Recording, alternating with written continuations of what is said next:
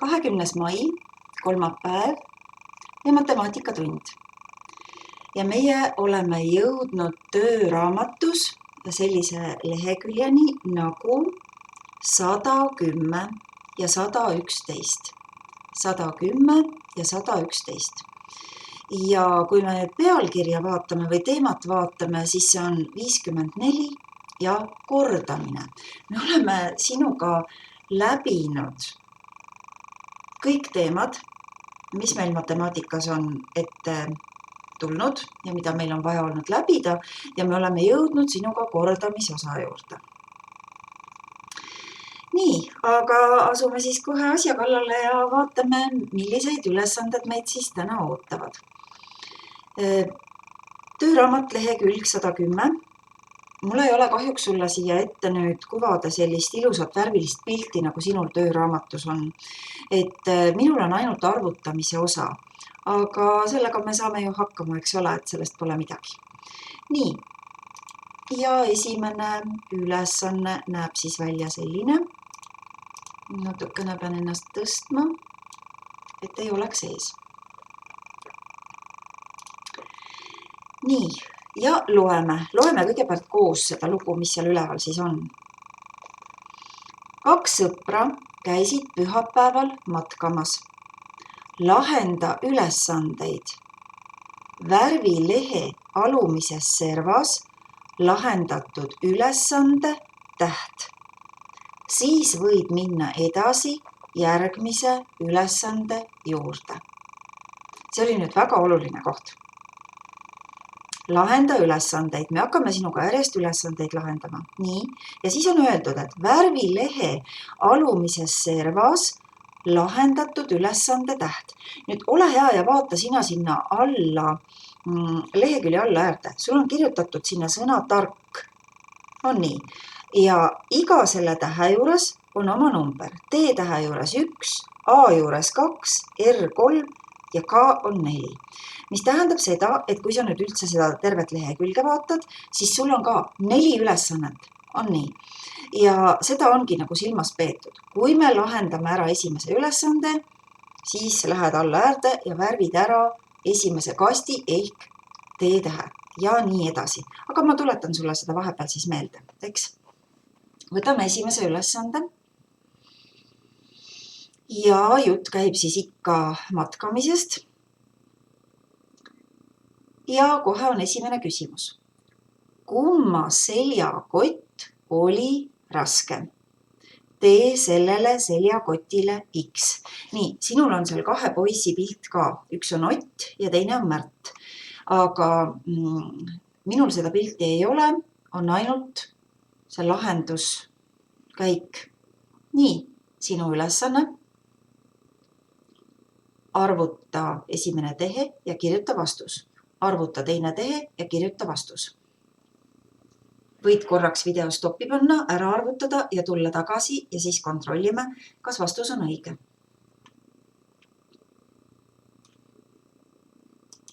Nii, kuvan tahvlile vastused ja need on Oti kott kaalus 4 kilogrammi ja Märdi kott 5 kilogrammi.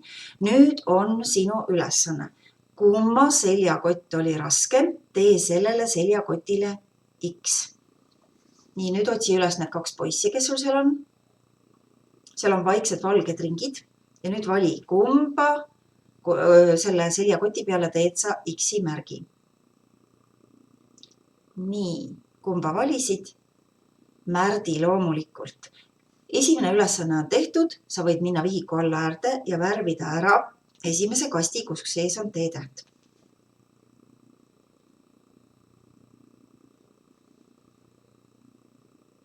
Nii, edasi. Teine ülesanne. Teine ülesanne. Nii.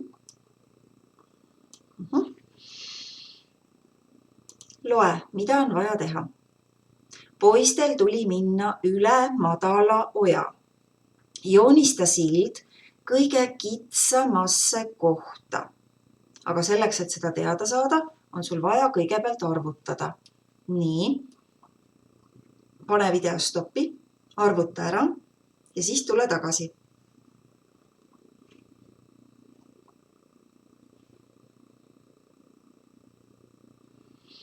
Kui nüüd oled tagasi, siis vastused on ekraanil olemas. 2 meetrit, 3 meetrit ja 3 meetrit. Poistel tuli minna üle madala oja, joonista sild kõige kitsamasse kohta. Nii, no milline siis on kõige kitsam koht? Ja seal, kus on nüüd see arvutus, 2 meetrit, et katsu sinna kohe siis ka sild joonistada, vaata, kas sul õnnestub. Nii, ja kui oled silla ära joonistanud, siis on teine ülesanne lahendatud ja sa võid minna vihiku alla äärde ja värvida ära teise kasti. Vahepeal võid video jälle stoppi panna ja tule siis tagasi, kui on kõik tehtud.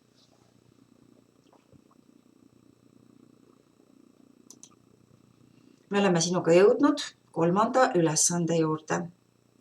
Ja 3. ülesanne, võtan ennast natuke väiksemaks. Siin on 2 sõna, õhk ja vesi ja loeme, mis me peame tegema. 3. ülesanne. Järve ääres ootas poisse Oti isa. Arvuta vee ja õhu temperatuur. Ja küsimus on, mis sa arvad, kas poisid ja isa läksid ujuma? Nii, jälle pikk arvutus. Sul on vaja ära arvutada õhk ja vesi. Ära unusta, et sul on palju lihtsam arvutada siis, kui sa kirjutad siia märkide peale vahetehted või vastused. Nii, mine arvutama ja tule tagasi, kui see on arvutatud.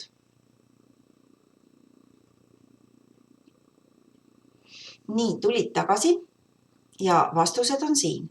Õhutemperatuur on 28 kraadi sooja ja vesi 24 kraadi. Mis sa arvad? Kas poisid ja isa läksid ujuma? Sul on võimalus sinna valge kasti sisse siis kohe see kirjutada ka. Kirjutagi sinna jah. Ja kuna 3. ülesande lahendasime ära, siis võid jälle vihiku alla äärde minna ja seal on 3. kast, mis on vaja ära värvida. Nii, jõudsime sinuga 4. ülesande juurde.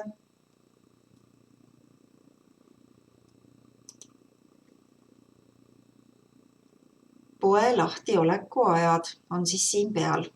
Aga loeme ka. Poisid jõudsid poe juurde kell 3:15.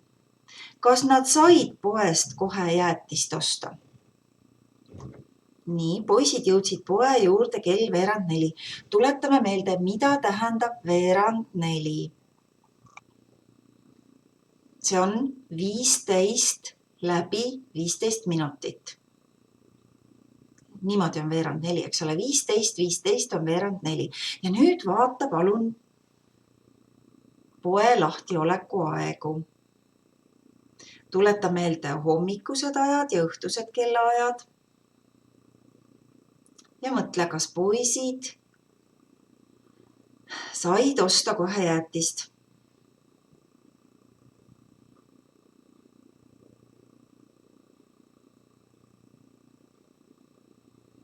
Nii. Mis sa pakud, kas poisid said osta kohe jäätist? Kui pood on avatud esmaspäevast reedeni kella 10 kella 2,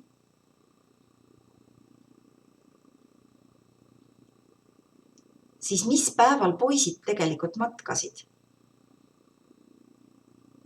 Poisid käisid matkamas pühapäeval, õige. Seega poisid said osta kohe jäätist, eks ole, sest pühapäeval on lahtioleku aeg kella 12 kella 16.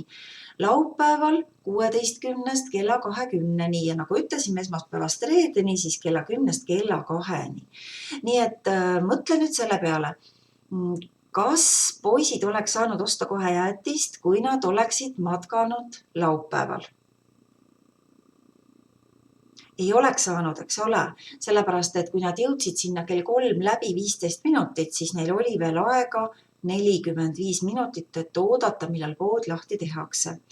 Aga kui nad oleks sattunud sinna esmaspäevast kuni reedeni mingil päeval, kas esmaspäeval, teisipäeval, kolmapäeval, neljapäeval või reedel, kas nad siis oleks jäätist saanud? ei oleks, pood oleks siis kinni, väga õige. Nii, et praegu saad sinna alla valge kasti sisse kirjutada, et jah, nad said osta ja 4. ülesanne sai tehtud ning sul võimalus all siis number 4 ka ära värvida. Ja nüüd loe sealt kohe kõrvalt edasi. Kui lahendasid kõik ülesanded, oled, mis sõna sa seal kokku said? Tark. Nii, siis võidki sinna selle kirjutada. Ja kui see on valmis, läheme teisele leheküljele. See on siis lehekülg 111. Nii, mina vist ei jää siin ette. Ja loeme, mida tuleb selles ülesandes teha. 5. ülesanne. Ülikoolis saavad üliõpilased hindeid tähtedes. Arvuta, leia neile vastavad hinded koolis. Muideks mitte ainult ülikoolis, vaid tänapäeval on päris palju koole, kus samuti hinnatakse õpilaste teadmisi numbrite asemel tähtedega. Et seekord siis sedamoodi, et kõigepealt ole hea ja arvuta ja siis vaatame, mis number millisele tähele vastab.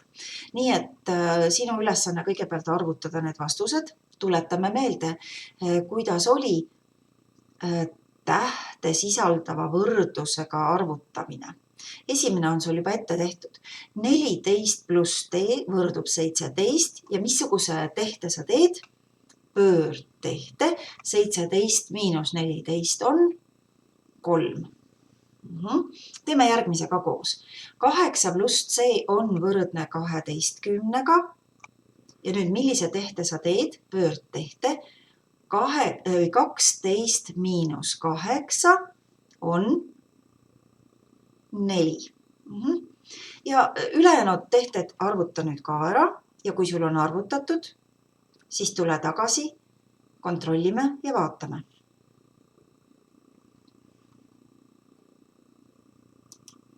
Nii, minul on nüüd juba vastused siin kõik olemas. 4, 5, 2 ja 5. Ja nüüd iga numbri juures on oma täht, nagu sa näed. T võrdus 3-ga, see on juba siia kirja pandud. C on 4. C tähe juurde kirjuta 4. A on 5, siis läheb esimese kasti sisse, F on 2 ja B on ka 5. Nii et mida me sealt järeldada võime? 5, A ja B, see on suurepärane, B on väga hea, C on hea, D ja E on rahuldav ja nõrk ja F on siis mitte rahuldav.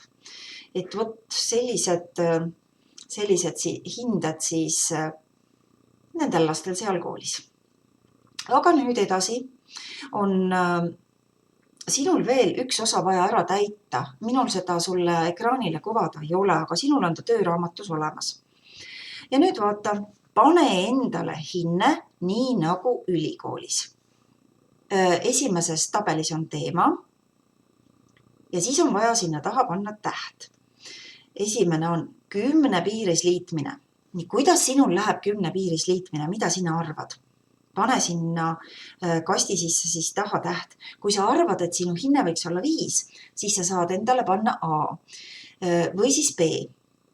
Kui sulle tundub, et natukene on nagu, et ei ole veel kõik päris selge, siis võib olla mitte A, vaid võib olla ka B.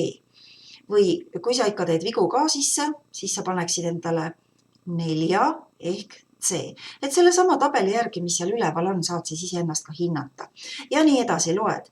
10 piiris lahutamine, 20 piiris liitmine, 20 piiris lahutamine, meeter ja sentimeeter, kell, kuidas sa kella tunned, liiter, tähte sisaldav võrdlus, mis me just praegu tegime, ja seni õpitud matemaatika kokku, kuidas sa iseennast hindaksid.